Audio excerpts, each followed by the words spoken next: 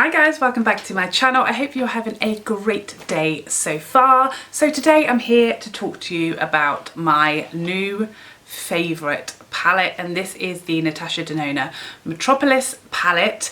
This is supposedly limited edition, so she says. Who knows, it's been around a good while now. It doesn't seem to be selling out anywhere, so I guess if it is limited edition there are decent quantities available at least, so you've definitely got time to get your mitts on this one.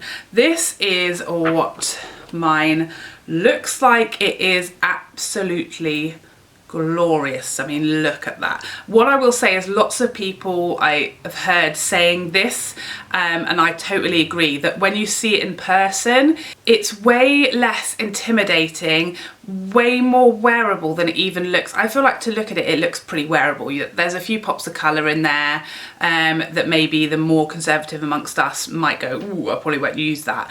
But every shade in here is totally wearable, and that's coming from me, and you guys know I'm not a huge colour fan. I did do 3 looks with this palette, which will be towards the end of this video, and I've tried to show you everything this palette can do. So I've used a lot of shades in here in those 3 looks, and I've shown you really, like, you know, big night out, full-on glam eye look, more of an everyday wearable look, and then a colourful look as well. This palette can easily do like everyday neutral, just a warm tone crease, a subtle shimmer, a softer look. Easily do it in many different colour combinations, many different options, but it obviously can also do mega colourful looks, and it can also do really beautiful soft glam. It can do everything that you could possibly want from an eyeshadow palette. This to me is the perfect size, perfect number of shades, everything works beautifully together. I love the layout of the palette. I love the fact that it has all the shade names on the plastic, so you can remember if you're doing tutorials, things like that. I also love that it has a really nice big mirror. Natasha Denona palettes generally are magnetised, so you can take shadows out, you can move them around if you want to.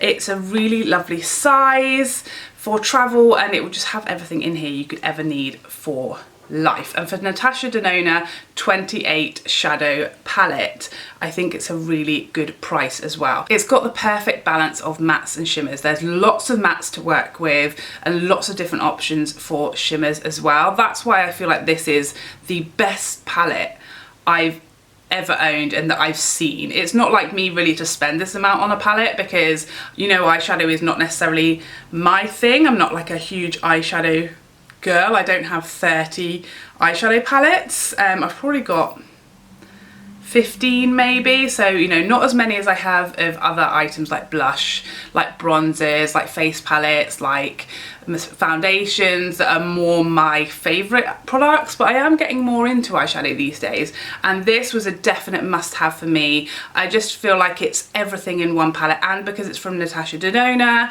who, you know, widely people will say that she has the best eyeshadow formulas out there. And for this palette, I have to agree with that. I have never worked with a better shadow than the formulas that are in here. I just find the mattes blend like nothing I've ever used before. If you look at the second eyeshadow look that I did with this palette, is a very colourful blue look, and that is probably the first time I've ever done an eyeshadow look like that, so apologies that it's not the greatest that you'll ever see. It's probably my first time really working with colour, but even though I went about it completely wrong, put too much on, you know, went in the wrong order, probably made a complete hash of it as far as being a makeup artist would look at that and be like, what are you doing? But because the shadows just blend so easily, it's very foolproof. Although you'd look at this and think this is like a professional artist palette, because of the price, because of the size, because of the number of shades, because it's maybe slightly more tricky to put combinations together because there's just so many options. I know Natasha puts her palettes in rows to make life easier, so each row is like designed to go as a look, and it's supposed to be like diagonal, across, down, every which way those shades will work together. So that does give you a guideline, but it's obviously slightly more to it just because of the sheer number of colours in there than say an ABH palette. But I have used every single shadow in here multiple times since I've had this. I've had this a good couple of weeks trying to just work it out and give it some use and really get to know the palette before I talk to you guys about my thoughts on it. And yeah, I mean, the amount of times I've put way too much on, I'm very heavy-handed.